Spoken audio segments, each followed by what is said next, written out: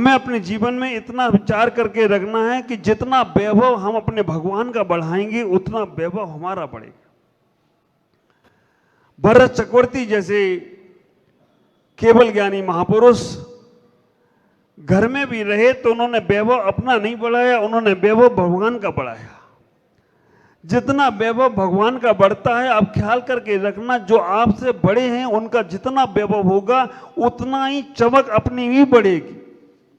भक्तमर पे कहते हैं ना, जैसे देवता भगवान के चरणों में झुकते हैं, चरणों में झुकने से उनके मुकुट में से अपने आप प्रकाश निकलने लगता है। और आप विचार करो, हम जितना जितना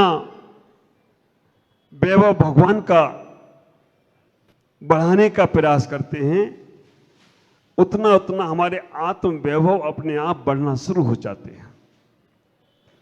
जितना जितना हम अपने से बड़ों का सम्मान करते हैं उतना उतना हमारा सम्मान अपने आप होने लगता है। जो लोग हमेशा बड़ों के प्रति आदर का भाव रखते हैं उन्हें जगत में हर जगह आदर मिलता है। जो लोग बड़ों का सम्मान करते हैं उन्हें हर जगह सम्मान मिलता है। जो लोग बड़ों की आज्ञा का पालन करते हैं उनकी आज्ञा का पालन हर कोई करता है। जो लोग बड़ों के अपमान करते हैं वो तैयार रहें, उनका भी अपमान होता है। इतना ही ख्याल करके रखना, हमें अपने जीवन में जो कुछ चाहिए वो देने का प्रयास करो। तीर्थंकर का वैभव देखो, भरत चक्रवर्ती ने अपने जीवन काल में 72 जिनालय बनाए, सोने के जिनालय बनाए, सोने के भगवान बैठा लिए और 72 जिनालय बनाकर उन्होंने जो पूजा पाठ आराधनाएं की, आज तक वो शाश्वत के रूप में जाना जाया करता है। हमें अपने जीवन में इतना ही सोचना है कि जितना भगवान का वैभव बढ़ा सकते हैं। कितनी अच्छी पूजा अभिषेक दक्षिण में आकर ही देखने को मिलता है, और वास्तव में ये दक्षिण में हमें ये अभिषेक पूजा ही देखने आया। उत्तर में तरस जाओ तो भी, और छोटे छोटे से कलशों, मुझे तो लगता है जितनी सामग्री से आपने एक दिन में 1 घंटे में पूजा की, इतने में तो उत्तर में 1 महीने तक पूजा चलती रहती, इतनी सामग्री में। क्योंकि जो चढ़ाएंगे, जैसा चढ़ाएंगे वैसा ही मिलेगा। ख्याल करो, जैन व्यक्ति जब भगवान के पास जाता है तो सब कुछ चढ़ा कर आता है। हिंदू व्यक्ति जाता है तो थोड़ा चढ़ाता है और थोड़ा वापस ले जाता है। अन्य संप्रदाय के लोग खाली यहां जाते हैं और खाली ही आ जाते हैं, नाम हमें बताने की जरूरत नहीं है। तो आप विचार करके रखना, जब हम भगवान के पास जाते हैं और सब कुछ चढ़ा कर आते हैं तो सब कुछ हमें प्राप्त हो जाया करता है। और ख्याल करके रखो, अन्य देवताओं में और जैन देवताओं में इतना ही अंतर है। अन्य भगवान को हम देखते हैं तो वो जितना ओढ़ते हैं, जितना उनका राज वैभव होता है, अन्य भगवान जितना ओढ़ते हैं उतने बड़े भगवान हो जाते हैं। तिरुपति बालाजी के भगवान अभी अरबपति है, ने ज्यादा ओढ़ रखा है। शिरडी के साईं बाबा उनसे थोड़े कम है, और अन्य के भगवान और कम हैं। अन्य संप्रदाय के भगवानों को जितना ज्यादा उड़ाया जाता है वो उतना बड़े भगवान हो जाते हैं। ख्याल करके रखना, अन्य भगवान ओढ़ ओढ़ कर भगवान बनते हैं और हमारे भगवान छोड़ छोड़ कर भगवान बनते हैं। जो उनके पास कुछ भी ना बचे, छोड़ने के लिए कुछ भी ना बचे, वो भी हमारे वीतरागी तीर्थंकर हो जाया करते हैं। इतना ही विचार करो, जोड़ जोड़ कर भगवान बने वो अन्य भगवान होते हैं, और छोड़ छोड़ कर भगवान बने वो दिगंबर भगवान हुआ करते हैं, जिनेंद्र भगवान हुआ करते हैं। जोड़ जोड़ कर संसार में कितने बार भटके हो, अब छोड़ छोड़ कर अपने आप को पाने का प्रयास करो। विचार करना, हमारे सारे तीर्थंकर राजा महाराजा हुए, एक भी गरीब के घर में तीर्थंकर ने जन्म ही नहीं लिया, और जिसके घर में लिया वो अपने आप ही भगवान हो गया, अपने आप ही राजा महाराजा हो गया। क्योंकि भगवान का पुण्य कितना तीव्र था कि उन्होंने जन्म लेने के पहले ही देवताओं ने 6 महीने तक रत्नों की वर्षा की, और 6 महीने के तक रत्नों की वर्षा केवल महल में करते थे। और वो माँ, वो पिता तीर्थंकर के उन रत्नों का उपयोग अपने लिए नहीं करते थे, उन रत्नों का पूरे गांव में बांटते थे कि जब मेरे बालक का जन्म हो तो हर गांव में, हर घर में खुशी मनना चाहिए, हर गांव में हर कुछ होना चाहिए। आप विचार करके रखना, वो तीर्थंकर के माता पिता उस सामग्री को सबको बांट देते हैं। राजा महाराजाओं के घर में जन्म होता है, और जैसे मेरा कर्नाटक में जो है प्रवेश हुआ इस बार, वैसे ही आकाश से रत्नों की वर्षा हो गई हो तो कोई आश्चर्य की बात नहीं है। हमें तो आश्चर्य, वो पुलिस वाले भी कहते साथ में चल रहे, बाबा कैसा आया है, ये वर्षा हुई या बंद ही नहीं हो रही है, पहले तो हो नहीं रही थी और होने के बाद अब बंद नहीं हो रही है। मैं अपना कोई अभिमान नहीं कह रहा हूं, लेकिन दिगंबर मुद्रा और जिनेंद्र भगवान की मूर्त का पुण्य ही ऐसा होता है, जहां चले जाएं वहां अपने आप सुवृष्टि हो जाए तो कोई आश्चर्य की बात नहीं है, वहां के जीवों का पुण्य जागृत हो जाता है। ख्याल करो, तीर्थंकर भगवान जन्म लेते ही 6 महीने पहले से ही रत्नों की वृष्टि हो जाती है, क्योंकि सर्वत्र खुशियों का वातावरण बनता है, सर्वत्र लोगों में खुशी उत्पन्न होती है। हमारे पास ऐसा ही वैभव है। हमें इतना ही विचार करके रखना है कि जैसे भरत चक्रवर्ती ने 72 जिनाले बनाए सोने के और उनका वैभव फैलता चला गया, हमें भी अपने वैभव को फैलाने का प्रयास करना है, जैन धर्म के संस्कारों को फैलाने का प्रयास करना है। ख्याल करो, हम अपने जीवन में कैसे आगे बढ़ें, कैसे अपने जैनत्व को बहुत दूर दूर तक पहुंचाएं। हमारा जैन धर्म सीमित होता जा रहा है, कुछ अपनी परंपराओं के कारण से, कुछ अपनी मानसिकताओं के कारण से, कुछ अपने विवादों के कारण से हम बहुत कम बचे हैं। ख्याल करो, पहले एक वो दिन था जब राजाओं का धर्म था। हमारा जैन धर्म राजाओं का धर्म है और आज भी राजाओं का धर्म है। हमारे तीर्थंकर क्षत्रिय थे, राजा महाराजा थे। हमारे तीर्थंकर के जो गणधर हुए वो ब्राह्मण थे। तो हमारा धर्म सब राजाओं का। आपने कभी विचार किया कि तीर्थंकर राजा ही क्यों बने, गरीब क्यों नहीं बने? देखो, 2 प्रकार के लोग जाते हैं भगवान के पास, एक पुजारी जाता है और एक भिखारी जाता है। पुजारी जब परमात्मा के पास जाता है तो पुजारी परमात्मा के पास सारा वैभव पहन के जाता है, सोना चांदी, है ना, ख्याल करना, जितने भी रत्न मोती हीरे पन्ना सब पहन के जाता है और भगवान से जाके कहता है, भगवान ये तो सब मेरे पास है, ये तो सब मेरे पास है, ये नहीं चाहिए मुझे, जो तुम्हारे पास है वो मुझे चाहिए, बस उतना ही मुझे दे देना, उतना ही मुझे चाहिए। आप ख्याल करके रखना, जब सौदरमेंद्र भगवान के पास जाता है कितना वैभव के साथ जाता है। वो कोई वैभव भगवान को दिखाने नहीं जा रहा है, वो बताने जा रहा है, भगवान ये सब मेरे पास है, हमें ये नहीं चाहिए, जो तुम्हारे पास है वो चाहिए, ये तो हमने अनादिकाल से इकट्ठा कर रखा है। आप ख्याल करो, आपके घर में, सब में के घरों में सोना चांदी भरा पड़ा है। अब मोदी जी ने और क्या दिया, सोना मत खरीदना। सोने वालों ने भी नया स्टाइल निकाला है, उन्हें खरीदो नहीं, पुराना लाओ, नया ले जाओ। ये भी गजब के। आप विचार करना, लेकिन आपका वो जो आभूषण है वो केवल आप शादी विवाह पार्टी में पहनकर जाते हो, जहां पर लोगों की नजर खराब होती है और कोई भी लेके भाग जाता है। आप अपने आभूषणों को, स्त्रियों के कितने श्रृंगार हैं? स्त्रियों के 14 श्रृंगार। पुरुषों के कितने श्रृंगार हैं? पुरुषों के 16 श्रृंगार।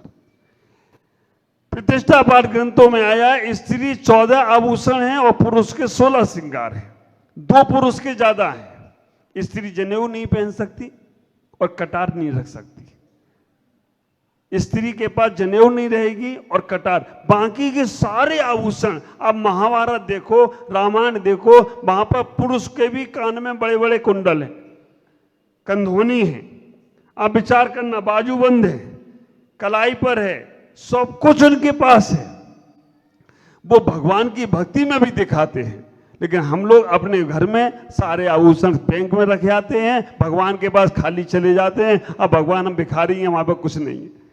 ख्याल करो, जब भी पूजा पाठ का मौका आए तो जो भी तुम्हारे पास अधिक से अधिक अच्छी सामग्री है, मैं देख रहा हूं सब लोग अपने अपने बर्तन लेकर आए हैं, चांदी के बर्तन हैं, सामग्री भी अपनी है और धोती भी तुम्हारी अपनी है। हमारे सुनील भाई आए, महाराज मंदिर में धोती नहीं है। हमने की धोती अपनी पहन के आओ, यहाँ मंदिर में नहीं मिलने वाला, घर से पहन कर आओ, क्योंकि मंदिर का पहनो, मंदिर में उतारो, मंदिर में चलो। ये सब उत्तर भारत की व्यवस्था है, दक्षिण भारत में नहीं। तो विचार करके रखना, पुजारी जाता है तो इतना ही कहता है, भगवान ये सारा वैभव मेरे पास है, मुझे नहीं चाहिए, जो तुम्हारे पास है वो मुझे चाहिए। और भिखारी जाता है तो क्या कहता है? भिखारी कहता है, भगवान जो तुमने छोड़ा वो मुझे चाहिए। पुजारी जाता है वो कहता है जो तुमने पाया वो मुझे चाहिए, और भिखारी जाता है वो कहता है जो तुमने छोड़ा वो मुझे चाहिए। तुमने राज दरबार छोड़ा मुझे चाहिए, तुमने सोना चांदी छोड़ा वो मुझे चाहिए, तुमने बीवी बच्चे छोड़े वो मुझे चाहिए। संसार को मांगने वाला भिखारी और भगवान के गुणों को मांगने वाला पुजारी हो जाए तो कोई आश्चर्य की बात नहीं है। ये विचार करके रखना कि हमें मांगना है तो क्या मांगना। हाँ, अब एक भगवान के पास गया, जितेंद्र जी, एक आदमी भगवान के पास गया और बोला, भगवान ऐसा आशीर्वाद दो, मेरे पास बड़ी सी गाड़ी हो और बगल में पैसों का थैला हो, ऐसा आशीर्वाद। बगल में बड़ी सी गाड़ी हो, बगल में पैसों का थैला। मालूम, भगवान ने तथास्तु उसे बस का कंडक्टर बना दिया। उसे क्या किया? बस का कंडक्टर बना दिया। बस बड़ी वाली बस और बगल में पैसे का थैला। तो मांगना भी है तो क्या मांगो और किससे मांगो? उसने कहा ये तो गड़बड़ हो गया। दोबारा गया, बोला भगवान ऐसा आशीर्वाद दो, काम दूसरे करें, पैसा हमें मिलता रहे। काम दूसरे करें, पैसा हमें। अब ऐसा भी कुछ होता है, काम दूसरा और पैसा हमारा, खाना दूसरा खाए, पेट मेरा भरे। पर भगवान बड़े करुणाकेदारी थे, तथास्तु उसे बोल दिया काम दूसरे करे, पैसा हमें मिले। उसे शौचालय का मैनेजर बना दिया। शौचालय में काम दूसरे करते, पैसा उसे दे जाते, बेटा ना बेटा। तुम भगवान के पास जाते हो, संसार की वस्तु मांग रहे।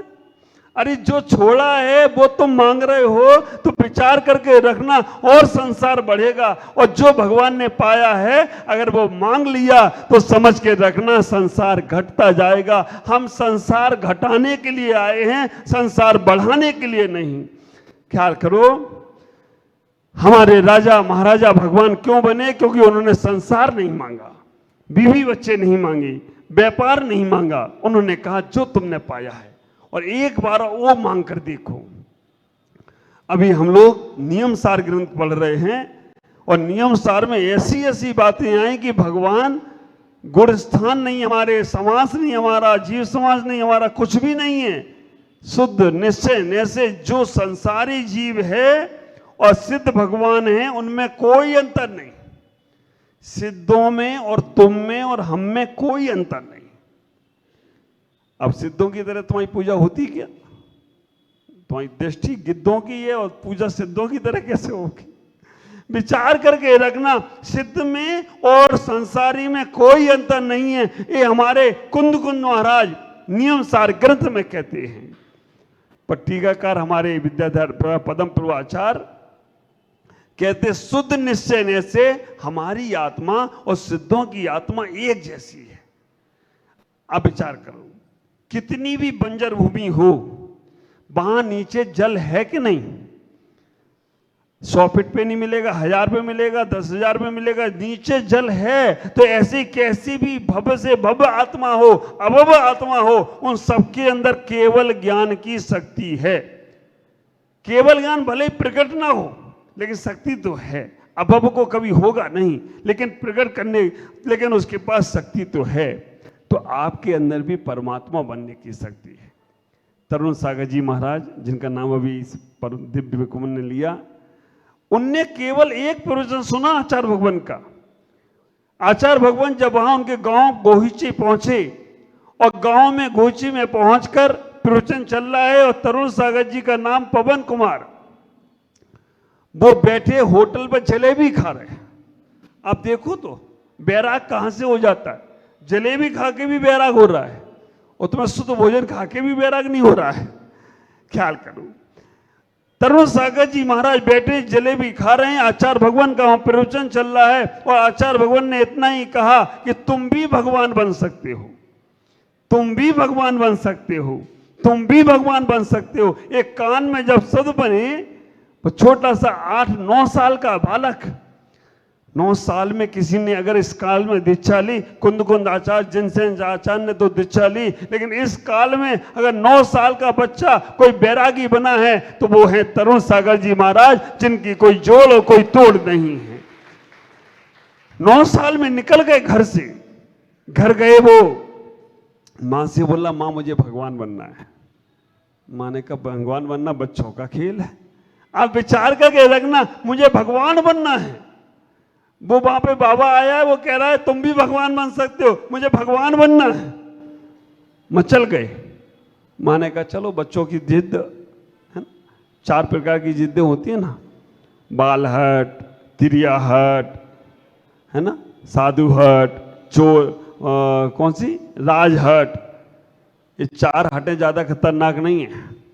5वीं हट एक और है, उसका नाम है चलहट, वो सबसे ज्यादा खतरनाक है।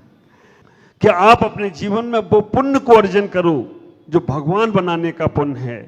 संसार के वैभव तुम्हें लखपति, करोड़पति, अरबपति, खरबपति बना सकते हैं, लेकिन भगवान का वैभव तुम्हें अनंतपति बना दे तो कोई आश्चर्य की बात नहीं है। तुम अनंतपति की शक्ति रखते हो और समय रहते रहते हमें वो बीजारोपण करना है कि जो तुम्हारे यहाँ संस्कृति है, कैसे भगवान बने, कैसे हम अपने आप को पाएं। संसार की क्रियाएं बहुत अच्छी लगती हैं और उनमें आनंद भी आता है, आना भी चाहिए, लेकिन उसके साथ साथ अंदर का जो वैभव है उसे भी प्रकट करने का प्रयास करेंगे, तभी तुम्हारा जीवन सार्थक होगा। आज इतना ही। ओम नमः।